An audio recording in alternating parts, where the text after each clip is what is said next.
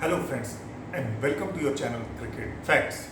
पहले तो ये कहना है कि जिन दोस्तों ने अभी तक इस चैनल को सब्सक्राइब नहीं किया है प्लीज़ इसे सब्सक्राइब करें। सो फ्रेंड्स, कल 2 मैच खेले गए और हम उन दोनों मैचों का रिव्यू करेंगे और साथ में ही हम एक और क्वेश्चन के ऊपर भी बात करेंगे जो कि पिछले रिव्यू के ऊपर कमेंट सेक्शन में हमारे सब्सक्राइबर्स और हमारे फ्रेंड्स ने क्वेश्चन किया है रिगार्डिंग दी कैप्टेंसी थी। हम उस पर भी बात करेंगे। पहले हम दोनों मैच का रिव्यू कर लें उसके बाद। कल पहला मैच खेला गया बिटवीन मुंबई इंडियंस और सनराइजर्स हैदराबाद। फ्रेंड्स, अगर आप कल का प्रीव्यू देखें इस मैच के ऊपर तो हमने यही बात की थी कि अगर नॉर्मल सिनेरियो में ये मैच चला तो मुंबई ये मैच आराम से जीत जाएगी और वही हुआ actually. Nothing out of the box thing from any of the side. Normal एक मैच हुआ जो कि मुंबई इंडियंस आराम से जीता। रोहित शर्मा नहीं चले पर फिर बाकी बैट्समैन ने अपना काम पूरा किया। मुंबई के लिए अच्छी बात ये रही कि क्विंटन डी कॉक ने रन बनाए और फॉर्म में वापस आए और सूर्य कुमार यादव, ईशान किशन ने अपना एक नॉर्मल रोल प्ले किया। सिमिलरली हार्दिक पांड्या, करण पोलार्ड और कुणाल पांड्या ने अपनी एंड में लेट ऑर्डर बना के हिटिंग की जो कि उनसे एक्सपेक्टेड है। अगर हम हैदराबाद की बॉलिंग की बात करें तो nothing much to write about. Rashid Khan ने जरूर अच्छी बॉलिंग की। नटराजन इज़ वन जो कि इम्प्रेस कर रहे हैं अपनी यॉर्कर्स वगैरह से। सो वो एक बॉलर है जिनके बारे में पहले मैच के बाद मैंने थोड़ा सा क्रिटिसाइज किया था कि why is in the team. Obviously I didn't knew much, पर अब मुझे ऐसा लग रहा है कि वो एक वेरिएशन जरूर लाते हैं इस टीम में। अगर बिठाना ही है तो संदीप शर्मा को ही सही बिठाया जाता है। अगर आप हैदराबाद की बैटिंग करें तो अगेन कल के प्रीव्यू में आप देखें हमने साफ साफ ये लिखा हुआ है कि डेविड वार्नर इज अब वो वही बैट्समैन नहीं है जो कि किसी ज़माने में हुआ करते थे। डेविड वार्नर जब से अपने बैन के बाद से वापस आए हैं he has turn into a different batsman. वो अब मोर ऑफ एन एक्यूमुलेटर या आप ये कहें कि एंकर का रोल प्ले करने लगे हैं। जब वो पहले खेलते थे तो वो एग्रेसर हुआ करते थे, पर अब उन्हें एक एग्रेसर चाहिए साथ में खेलने के लिए और उसका नतीजा ये होगा कि वो जिताएंगे, कुछ मैच जिताएंगे, लेकिन वो खौफ किसी अपोजिशन के अंदर नहीं रख पाएंगे जो कि उनसे पहले डर के अपोजिशन गलतियां करती थी। वो डर अब खत्म हो रहा है। अदरवाइज डेविड वार्नर की इनिंग इतनी लंबी चली जाए और हैदराबाद की टीम इतनी आसानी से हार जाए मैच, ये नहीं होता। उसके बाद बेरेस्टो नहीं चले, उनको चलना जरूरी था इस मैच में अगर हैदराबाद को कुछ अचीव करना था तो। मनीष पांडे यही एक डिफरेंस होता है एक क्लास प्लेयर में और एक अच्छे प्लेयर में। Manish Pandey is a good player. Indian team में भी वो कई बार खेलते हैं, ड्रॉप होते हैं, लेकिन ये इतना अच्छा उन्हें मौका मिला हुआ है कि नंबर 3 पर खेल रहे हैं। वो जिताएं 2-4 मैच अपनी टीम को, वो भी एक एवरेज प्लेयर की तरह यार आज के 25 रन 30 रन बना के चले जाएंगे तो कैसे होगा। Otherwise everything is going for Manish Pandey बहुत अच्छे फील्डर हैं। मतलब इतने अच्छे फील्डर हैं कि अगर कभी भी हेड टू हेड कॉम्पिटिशन किसी और बैट्समैन के साथ इनका होगा तो इनको इनकी फील्डिंग के बेसिस पर एज ही मिलेगा कि मनीष पांडे को ले लिया जाए क्योंकि फील्डर बहुत अच्छा है। लेकिन यार ये 25 रन 30 रन, अब जैसे इस टीम की वो मेन बैट्समैन बन के जिताए ना 2-4 मैच। अब जैसे श्रेयस अय्यर से कंपटीशन होता है इनका, केएल राहुल से कंपटीशन होता है इनका भाई टीम में जगह पाने के लिए, तो मुझे ऐसा लग रहा है कि ये कंपटीशन केदार यादव से कर रहे हैं तो फिर तो मुश्किल हो जाएगा यार। फिर तो जैसे ही कोई नया बैट्समैन आएगा, कोई यंगस्टर मिलेगा, सबसे पहले ड्रॉप कौन होगा तो ड्रॉप होंगे मनीष पांडे।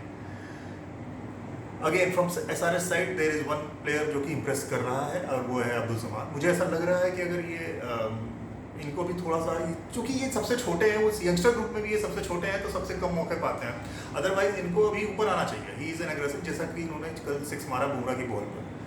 वो अपने आप में ये दर्शाता है कि वो बैटिंग अच्छी आती है, प्लस ही बॉलिंग भी अच्छी करते हैं, फील्डर भी अच्छा है, तो everything is going for him. तो देखें, हो सकता है बहुत जल्द इनको आप देखें बड़े स्टेज पे परफॉर्म करते हुए। पर इस मैच के बाद हमें कुछ खास पता नहीं चला। मुंबई इंडियंस अच्छा खेल रही है, टॉप पर रहेगी। सनराइजर्स हैदराबाद एवरेज खेल रही है, अच्छा नहीं खेल रही है, नीचे रह गई। So status is same, Mumbai Indians will qualify, Sunrisers Hyderabad will not qualify. दूसरा मैच जो कि बहुत ही इंपॉर्टेंट मैच था for both the teams, but more so for Chennai Super Kings and Mahendra Singh Dhoni. Chennai Super Kings की टीम का परफॉर्मेंस अच्छा नहीं जा रहा था अभी तक, और अच्छा ही नहीं जा रहा था, खराब तो था ही, साथ में क्रिटिसिज्म भी बहुत हो रहा था महेंद्र सिंह धोनी उनके कैप्टन का। अब जिस टीम का कैप्टन अगर डाउन होता है ना तो उस टीम की परफॉर्मेंस अपने आप डाउन होना शुरू हो जाते हैं, जो कि हम सीएसके में देख भी रहे थे कि इवन दो धोनी टिक रहे थे पिच पर लेकिन जीत नहीं दिला पा रहे थे। तो सीएसके के फैंस और पूरी हर वो प्लेयर, हर वो इंडिविजुअल जो सीएसके से उम्मीद लगा के बैठा था वो थोड़ा सा अपसेट हो रहा था अपनी टीम से। कल के मैच में अगर मैं कहूँगा कि प्रीव्यू देखें जो हम लोगों ने प्रीव्यू किया था, और हमने साफ बात की थी कि शेन वॉटसन क्यों खेलते हैं इतना लंबा, उनको क्यों इतने मौके मिलते हैं।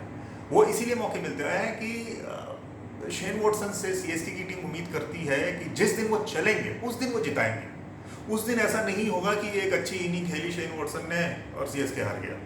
उस दिन यही होगा कि शेन वॉटसन ने अच्छी इनिंग खेली और सीएसके जीता। ये भरोसा वो शेन वॉटसन के ऊपर जताते हैं। और अगले अभी तक जो बचे मैच हैं 9-10 मैच, उसमें सीएसके की उम्मीद शेन वॉटसन से यही होगी कि भले ही 7-8 मैच में वो कुछ ना करें पर 1-2 मैच जिसमें वो चले वो जिता दें। फाफ डू प्लेसी तो फॉर्म में है ही, और मैंने कल भी ये बात की थी कि इनके यंगस्टर्स को, जिसमें कि मैं फाफ डू प्लेसी को काउंट करता हूँ, उनको परफॉर्म करना पड़ेगा जो उन्होंने किया। बाकी किसी की बैटिंग नहीं आई तो अभी भी हम ये नहीं कह सकते कि सीएसके की जो बैटिंग वरीज हैं वो सॉल्व हो चुकी हैं। एक जरूर मैं ये कहूँगा कि अपनी अपनी आखिरी इनिंग में अगर आप देखें तो अब तो शेन वॉटसन भी फॉर्म में आ चुके हैं, फाफ डू प्लेसी भी अच्छा खेल रहे हैं, और उससे पिछले वाले मैच में धोनी जडेजा भी अच्छा खेले थे, अंबाती रायडू तो खेल ही रहे हैं अच्छा, सैम करन फॉर्म में है ही। एक बचता है खाली केदार जाधव, वो भी फॉर्म में आ जाए तो सीएसके की टीम फॉर्म में आ जाएगी, क्योंकि बॉलिंग ठीक है, बॉलिंग इज गुड। समहाउ अगर इमरान ताहिर को इस तरीके से फिट कर लें तो बॉलिंग ठीक है। केदार यादव के लिए मैंने बोला था कि शायद वो मैच नहीं खेलेंगे, पर वो खेले, और चूंकि अब ये मैच खेले हैं और बैटिंग तो उनकी आई नहीं है, तो एक फील्डिंग में गड़बड़ी की वजह से आई डोंट थिंक उनको अगले मैच में बिठाया जाना चाहिए, और बिठाया जाएगा। सो सीएसके के लिए एक रे ऑफ होप जगी है कि हो सकता है कि अब वो कमबैक करें इस टूर्नामेंट में। किंग्स 11 पंजाब के लिए मैं बोलूँगा कि उनकी ओपनिंग सही जा रही है केएल और मैंकी। केएल के लिए कहा जा सकता है कि वो थोड़ा स्लो खेले स्टार्ट, मतलब उन्होंने उस स्ट्राइक रेट से नहीं खेला जितना उनसे उम्मीद आती है, बट देन उसको वन ऑफ मैच मान लेते हैं। अभी पैनिक बटन नहीं हिट करते हैं। दे कैन, आई मीन ये एक चीज़ उनके साथ अच्छी हो रही है पंजाब के लिए कि उनका ओपनिंग अच्छा जा रहा है, तो इसको भी छेड़छाड़ ना करें। Nicholas Pooran, Glenn Maxwell, Pooran is good. वो तो मैं पहले मैच से कह रहा हूँ जब उनको उसमें भेजा गया था सुपर ओवर में, कि वो बैट्समैन तो अच्छे हैं और इसीलिए वो खेल रहे हैं, और क्रिस गेल बाहर बैठे हैं। कई लोगों का क्रिटिसिज्म है कि भाई क्रिस गेल को बाहर बैठाया हुआ है, पूरन को खिला रहा है। नहीं, मैं इस चीज़ से ओके हूँ कि पूरन ही खेलें, पर थोड़ा सा पंजाब की टीम को सोचना, रीथिंक करना पड़ेगा अपनी batting strategy in terms of कि वो कितने रन, जैसे पहले कल ये बैटिंग कर रहे थे तो एक टारगेट इनको सेट करना था अपने दिमाग में, और फिर उस समय उसको रीएडजस्ट करना था। मुझे लगता है कि वो उसी टारगेट के पीछे चलते चले गए, उन्होंने उसको रीएडजस्ट, रिकैलिब्रेट नहीं किया जब वो फील्ड पर आए, और जो उनकी शुरुआत हो गई उसके बाद। मुंबई की चेन्नई की बॉलिंग की बात करें तो बॉलिंग ठीक ही थी, मतलब ऐसा कुछ खास उसमें नहीं दिख रहा है मुझे। ठाकुर, चाहर, इन लोगों से यही उम्मीद की जाएगी कि अपना कोटा ठीक ओवर कंप्लीट कर लें। इवन तो चाहर ने अच्छी शुरुआत की थी बॉलिंग की पावर प्लेज में। पंजाब की टीम की बॉलिंग की अगर हम बात करें तो किसी ने कुछ किया ही नहीं है, तो बात क्या करें। रवि बिश्नोई नहीं चले, और मेरा अपना रवि बिश्नोई के ऊपर ओपिनियन यही है कि यंगस्टर हैं, अच्छे हैं, पर he will be found out which he was. So Punjab needs to rethink their strategy. And इस बात पे मैं एक और बात जरूर बोलना चाहूँगा, वो केएल राहुल के बारे में, कि मुझे ऐसा लगता है कि वैसे तो आई थिंक कि ये बहुत जल्दी हो जाएगी ये बात कहना, लेकिन फिर भी मैं ये बात कहूँगा एटलीस्ट कि मुझे ऐसा लगता है कि केएल राहुल को कैप्टेंसी, जो इंडियन कैप्टेंसी की बातें हम कर रहे हैं ना, उस चीज़ से, उस बर्डन से फ्री कर देना चाहिए। नहीं, अभी नहीं, केएल राहुल नहीं। नॉट बिकॉज कि उनकी टीम हार रही है, नॉट बिकॉज कि टीम हार रही है, फिर भी वो परफॉर्म तो कर ही रहा है, बंदा अच्छे बैटिंग कर रहे हैं, लेकिन वो सोच नहीं रहे सही डायरेक्शन में। अब कल उन्होंने विकेट कीपिंग नहीं की, पूरन से विकेट कीपिंग कराई। अगर तो इसके पीछे रीज़न ये था कि ये थक जा रहे हैं विकेट कीपिंग करते करते और सोच नहीं पा रहे हैं, तो प्रॉब्लम है। रीज़न भी कि अगर ये किसी एक प्रेशर की वजह से दूसरे प्रेशर दूसरी चीज़ को हैंडल नहीं कर पाएंगे तो कल को इनकी बैटिंग के साथ भी होगा। अगर बैटिंग में रन नहीं बन रहे होंगे तो कैप्टनसी नहीं कर पाएंगे। ये शो कर रहे हैं अपनी वीकनेस इस चीज़ को। तो मेरे ख्याल से इनको इस बर्डन से वो कर देना चाहिए कि इंडियन फ्यूचर इंडियन कैप्टन है, इनको कैप्टनसी करने दें एंड देन थिंक कि let him play as a batsman, opening batsman, floater, wicket keeper batsman for India. दूसरे कैप्टन भी मिलेंगे इंडिया को। इट्स नॉट दैट कि इनके यही एक है जिनको ग्रूम किया जा सकता है। अगर अब हम आज के मैच की बात करें between Royal Challengers Bangalore and Delhi Capitals, दोनों टीमें इस समय टॉप पर हैं, आई मीन सेकेंड और थर्ड पोजीशन पर हैं, अच्छे मोमेंटम में हैं। तो this match can be termed as clash of titans match. साथ ही इस मैच को हम टर्म कर सकते हैं Indian future versus current Indian setup. साथ ही अगर हम चाहें तो इस मैच को सेटअप कर सकते हैं Shreyas Iyer as a future India captain and Virat Kohli as a current India captain. बराबरी की टीम है। It will come down to the fact कि रबादा कैसी बॉलिंग करते हैं Virat Kohli and AB de Villiers को, उनको कैसे अगर जल्दी आउट कर देते हैं तो Delhi will be on top. अगर तो वो विराट कोहली और एबी डिविलियर्स अच्छे फॉर्म में बैटिंग करते हुए चले जाते हैं और इनको खेल जाते हैं अच्छे से रबाडा को, और उसके बाद इनके स्पिनर्स मिश्रा और अक्षर पटेल या अश्विन जो भी खेलें, then Bangalore will be on top. दोनों टीमें बराबर की हैं। आई मीन कोई एक टीम बिल्कुल ये कहा जाए कि स्ट्रॉन्ग फेवरेट्स के रूप में स्टार्ट हो रही है तो वो गलत होगा। बराबर का मैच है एंड आई थिंक कि the team which bats first can hold an advantage, क्योंकि बड़ा स्कोर बना के उसके बाद वो रोक सकती है दूसरी टीम को। But still a close match, I am expecting a close match. My prediction is कि again I will not say कि क्या होगा, आई विल से कि what I want. My prediction is कि Delhi have an edge, Delhi should win, but this is my wish. Again I will say the same thing जो कि मैंने हर match में RCB के हर मैच के पहले जो मैं कैवेट लगाता हूँ कि आरसीबी टीम को रूल आउट करना when they have AB de Villiers और Virat Kohli at your own peril, उनको कभी भी रूल आउट आप नहीं कर सकते हैं। पर अगर कोई रबादा के मैजिकल स्पेल में इनको विकेट मिल जाते हैं लोग जल्दी, तो Delhi has an edge. This is my opinion. So friends, अब हम बात करते हैं उस क्वेश्चन के ऊपर जो कि एक क्वेश्चन आया कि व्हाट हैपेंस इफ जो कैप्टन है टीम के, वो उस टीम के बेस्ट कैप्टन नहीं है, फॉर वट एवर रीजन उनको कैप्टन बनाया गया है। To be more specific, with Dinesh Karthik captaincy कर रहे हैं फॉर केकेआर, जो कि हमने पिछले मैच में बोला कि मेरे ख्याल से ओवेन मॉर्गन इस टीम के कैप्टन होने चाहिए। तो उस केस में टीम डायनामिक्स का क्या होता है और फ्रिक्शन होते हैं नहीं होते हैं, क्या होता है। एंड सिमिलरली एक दूसरा क्वेश्चन भी इससे रिलेटेड ही था, पर वो मोर ब्रॉडर लेवल पे था with captain and team management, involving team management. So पहले तो मैं इस पर बात करूँ उससे पहले मैं एक बार जरूर कहना चाहूँगा कि I am no expert on it, but जैसा कि हर किसी का अपना एक ओपिनियन होता है, मेरा भी एक ओपिनियन है, और जिस चीज़ के ऊपर आप पैशनेटली थोड़ा वो सोचते हैं तो आपका एक ओपिनियन बनता ही बनता है। मेरा भी इस टॉपिक के ऊपर एक ओपिनियन है, और वो ओपिनियन ये है।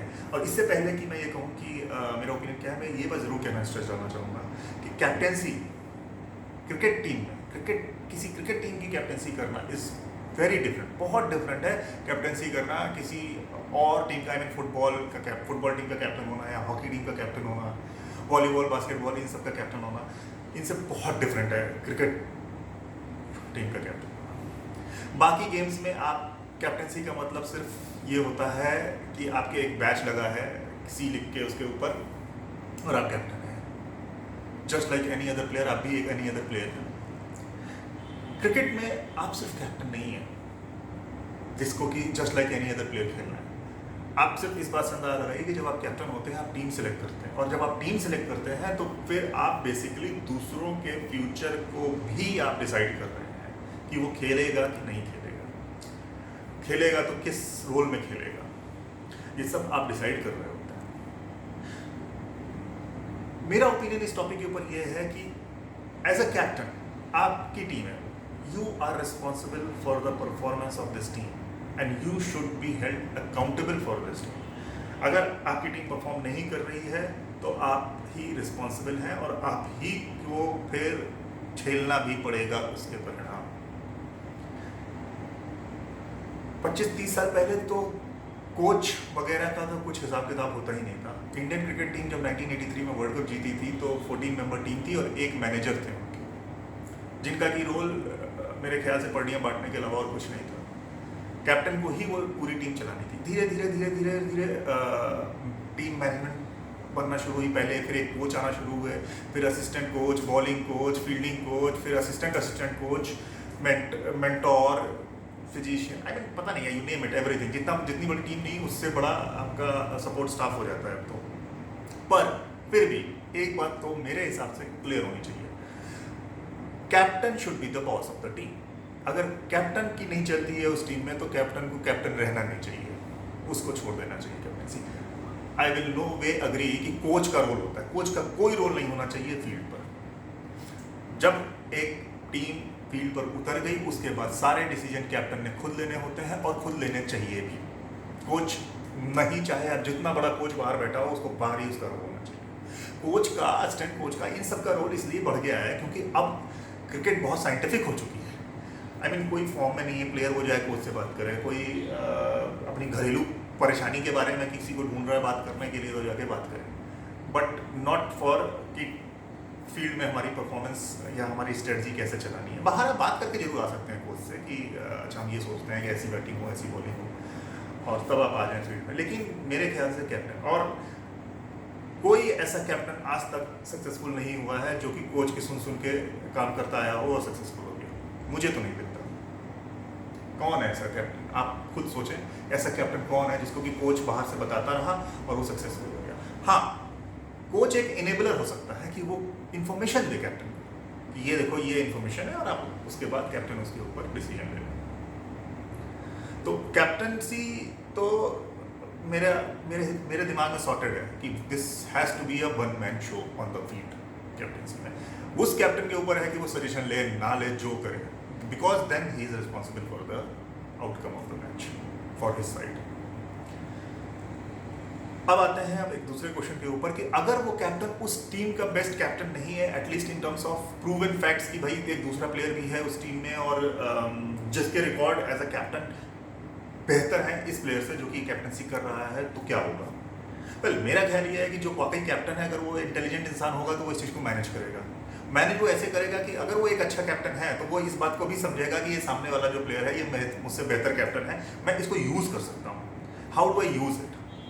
And if he starts using him better, may be for planning, may be for his decision making, तो कोई फ्रिक्शन और वो सब नहीं होना चाहिए।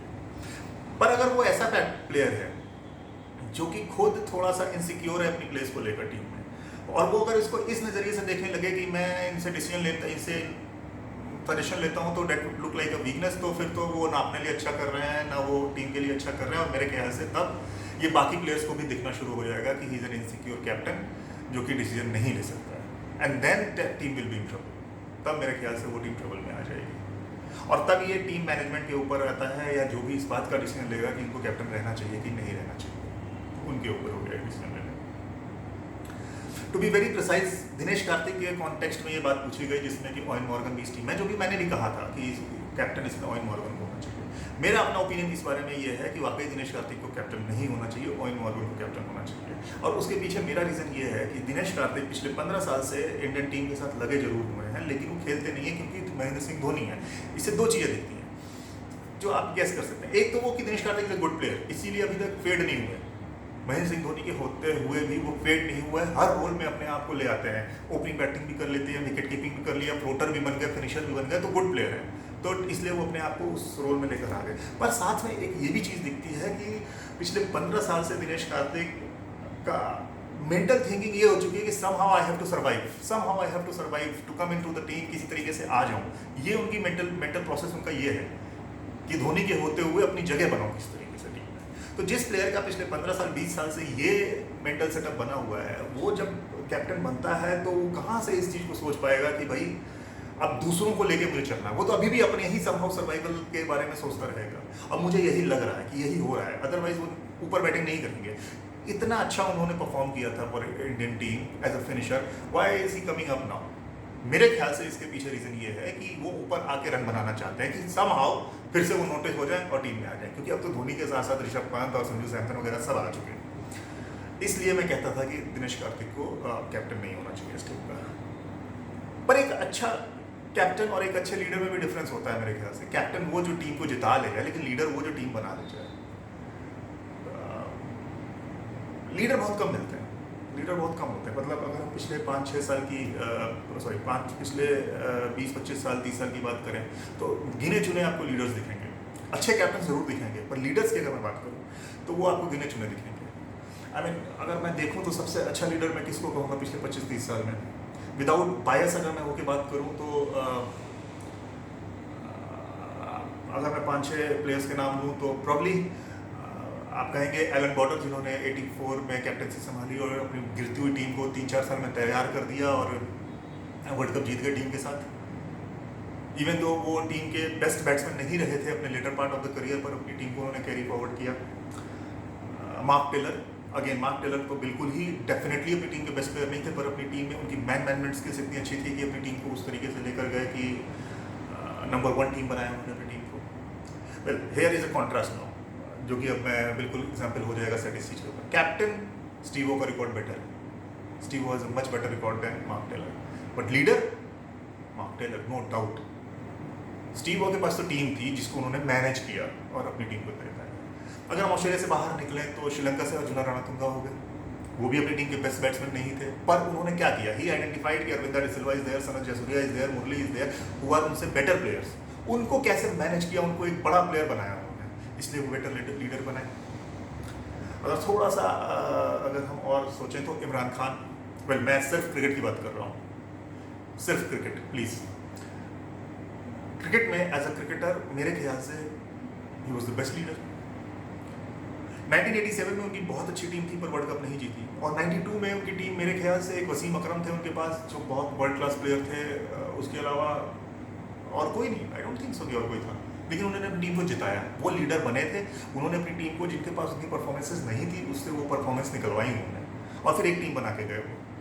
और अगर हम अपनी टीम की ही बात कर लें, अब हम अगर इंडिया की बात करें तो Sourav Ganguly was no way the best batsman of the team. In fact he was of all the players जो कि उस समय एग्जिस्ट कर रहे थे इंडियन टीम में, ये वर्ड थोड़ा हार्श वर्ड हो जाएगा पर अगर मैं कहूँ तो he was the worst batsman of the team of that time. I mean worst थोड़ा हार्श वर्ड हो जाएगा, लेकिन अगर आप देखें ना किससे कंपेयर कर रहा हूँ मैं कंपेयर कर रहा हूँ वीरेंद्र सहवाग से, सचिन तेंदुलकर से, राहुल द्रविड़ से, वीवीएस लक्ष्मण से। तो आप खुद बताएं, वर्स्ट नहीं कहता, लीस्ट बेस्ट बैट्समैन कह लीजिए अगर कुछ वर्ड होता है ये तो, पर लीडर थे। उनको समझ में आ गया था कि मैं बेस्ट बैट्समैन नहीं हूँ, पर मैं बाकियों से बेस्ट कैसे निकलवाऊँ। तो अगर आप इन सारे प्लेयर्स का जिनका मैंने नाम लिया, अगर आप उनका रिकॉर्ड देखें, उनका सबसे अच्छा रिकॉर्ड सौरव गांगुली की कैप्टनसी में। तो एज ए लीडर उन्होंने टीम को लीड किया, कहीं कोई फ्रिक्शन की बात ही नहीं आई, कहीं कोई फ्रिक्शन की बात नहीं आई। सो इवन दो अगर आप टीम के बेस्ट प्लेयर नहीं हैं तब भी एक अच्छे कैप्टन हो सकते हैं अगर आपके अंदर मैनेजमेंट स्किल्स अच्छी हैं और आप कहीं से भी इनसिक्योरिटी से ग्रसित नहीं है। अगर आप इनसिक्योर हैं तो आप शायद लीड नहीं कर पाएंगे, शायद कि आप लीड नहीं कर पाएंगे और अच्छे कैप्टन भी नहीं बन पाएंगे। अगेन आई विल से इट्स अ कैप्टन्स टीम जिसको कि अपनी टीम को जिताना होता है और अपनी टीम को आगे लेके जाना होता है। कोच का काम फील्ड के तो बाहर ही है, डेफिनेटली फील्ड के बाहर है, और वो भी रिस्ट्रिक्टेड होना चाहिए। एंड अ पर्सन जिसके ऊपर कोच डोमिनेट कर जाए, एक कैप्टन जिसके ऊपर कोच डोमिनेट कर जाए should not remain as captain. उसको खुद रिजाइन कर देना चाहिए, नहीं तो टीम मैनेजमेंट को उससे रिजाइन करवा देना चाहिए। सो फ्रेंड्स, आपको ये एनालिसिस कैसा लगा, आपके क्वेश्चंस क्या हैं, आपके व्यूज क्या हैं, डू राइट कमेंट सेक्शन में अपने व्यूज जरूर लिखें इस चीज के ऊपर। ये मेरी ओपिनियन थी, जरूरी नहीं है कि इसे लोग अग्री करें। आप क्या व्यूज रखते हैं इस चीज के ऊपर कमेंट सेक्शन में लिखें, और अगर आपको ये व्यूज अच्छे लगे तो प्लीज वीडियो को लाइक करें, चैनल को सब्सक्राइब करें और शेयर करें। Thank you.